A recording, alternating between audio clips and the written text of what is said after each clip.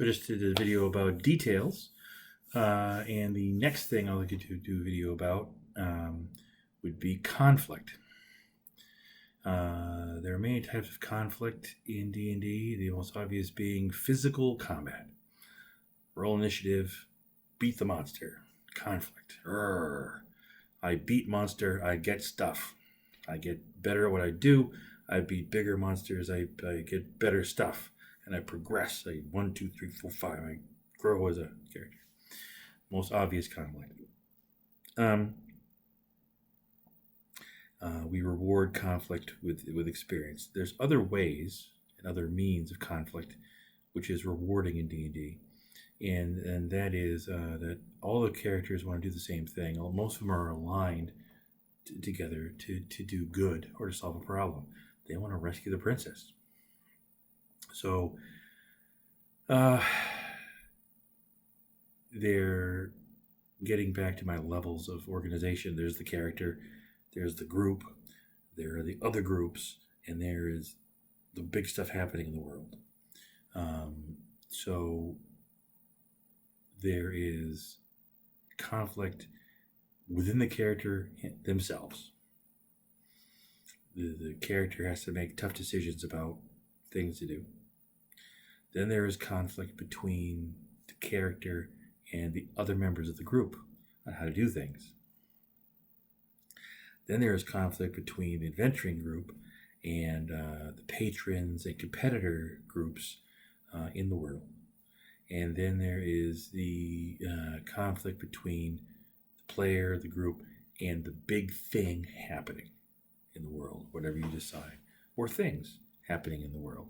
And all those levels of conflict are opportunity for wonderful fun and discussion and role playing. Asking your players how they handle conflict and how they solve problems, and when and where to let other people take the lead, because D&D has wonderfully easy stereotypes with great big handles on them. I'm the thief. I'm good at stealth. You're the fighter. You're good at whacking stuff. Well, there's a dragon. Do we sneak past the dragon, or do we attack the dragon? Well, I'm the thief.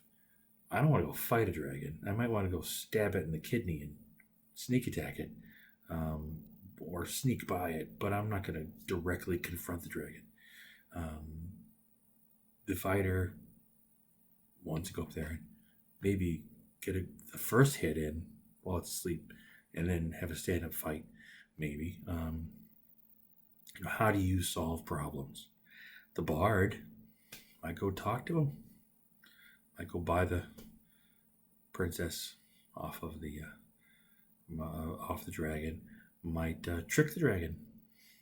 An illusionist might trick the dragon. But they all want to save the princess, so they're going to have the discussion, and they're all going to try somehow. Someone's going to come up with a plan, and they're going to try.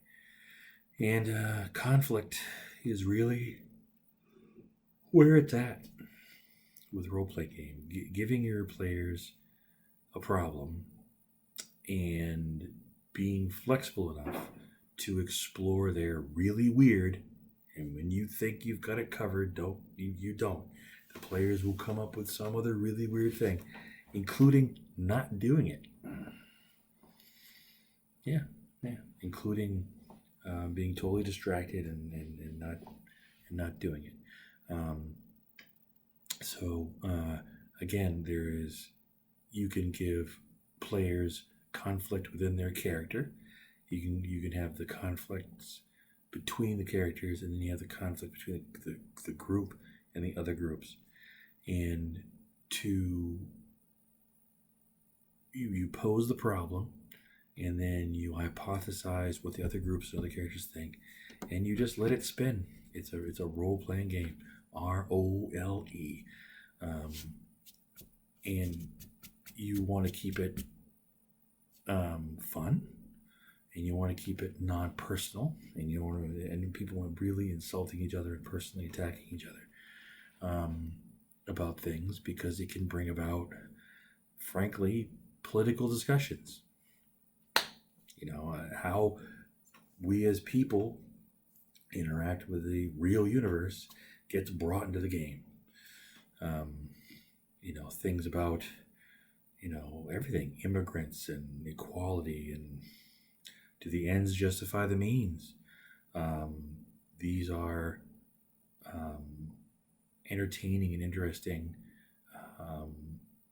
things to role play about, and to think about as a hero. Because what does it truly mean to be a hero, and to really win, and to really be good, and to save the princess?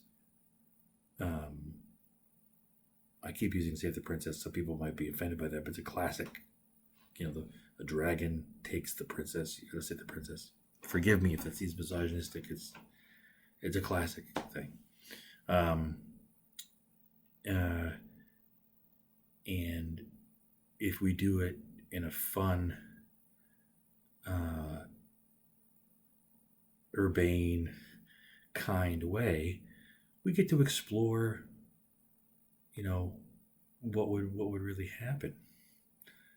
That dragon might end up being your best friend. You don't know. Dragon might be horribly evil. You don't know. It depends on your particular game universe and what makes things more interesting. When in doubt, make things more complicated, because it makes things more fun for your characters. Yeah, conflict is what you're there to do. You should not be making things obligatorily, hand-wavingly easier for your characters. You should be making them more complex and have them make more decisions and cause more conflict at all those levels that I talked about, in order to have people be more engaged and have more fun. Because if it's all really easy and all black and white and all straightforward, it all gets pretty flat after a while. Right? So after details is definitely conflict. Please like and subscribe if you like it, or add comments. I'm not afraid of conflict. I'll have a discussion with you about things, and I'll talk to you soon.